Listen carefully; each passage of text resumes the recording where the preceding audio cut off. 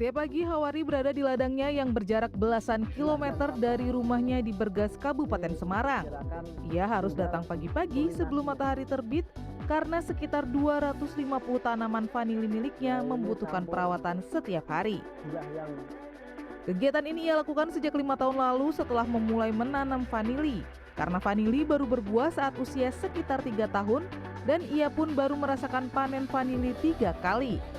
Yang ketiga, tahun lalu ia mendapatkan hasil sampai 67 juta rupiah. Hawari mulai menanam vanili saat mendapat informasi di YouTube betapa tinggi harga bahan perasa makanan ini. Pada 2013 sampai 2017, harga vanili kering di tingkat petani mencapai 4 atau 5 juta rupiah per kilogram. Lewat seorang kerabat, ia mendapat bibit dari eksportir vanili dari Badungan, Kabupaten Semarang. Meski cuannya menggiurkan, namun perawatan vanili butuh kesabaran dan konsistensi. Masalahnya urusan siji sabar, telaten, dan kecermatan. Dicermati tenan, harus cermat. Masalahnya wayahe ngrumat harus dirumat. Terus wayahe napa niku nyiram kudu disiram. Terus wayahe napa niku motong harus dipotong. Untuk proses penjualan vanili, Hawari juga mengikuti pelatihan dan mendapatkan sertifikasi penjualan ekspor. Hawari menuturkan ia mendapat bonus $10 bagi setiap kilogram vanili bersertifikat. Selain itu, sertifikasi membuat vanili dari ladangnya diterima dimanapun.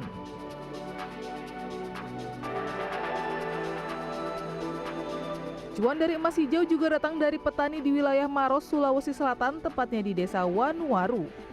Tanaman nilam menjadi salah satu komoditas emas hijau yang hasilkan cuan melimpah. Nilam ini diolah menjadi minyak atsiri yang jadi salah satu bahan baku pembuat parfum hingga kosmetik.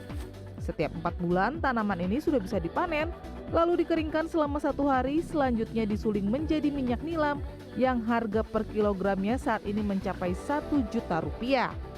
Imran, salah satu petani milenial di desa ini, mengaku telah bergelut dengan budidaya nilam sejak 5 tahun terakhir. Selain menanam sendiri, ia juga menyiapkan jasa penyulingan agar harga nilam petani bisa lebih tinggi. Pengolahannya panciku ini kurang lebih sudah beroperasi 5 tahunan lah. Kita prosesnya itu kurang lebih 12 jam sampai proses penyulingan nilam selesai. Di panci saya ini prosesnya itu kurang lebih nilam kering itu butuh 300-an kilo nilam kering. Dan itu menghasilkan minyak kurang lebih 10 kilo lah. Dalam sepekan di tempat penyulingan milik Imran mampu memproduksi minyak sebanyak 100 kg. Mulai dari nilam miliknya sendiri hingga nilam milik petani lain di desa ini. Jika di rata-rata omset pembuatan minyak nilam ini mencapai 100 juta rupiah per minggu. Bahkan omset ini bisa lebih tinggi. Seperti setahun lalu harga minyak nilam tembus di angka 2,3 juta rupiah per kilogramnya. Tim Liputan CNN Indonesia.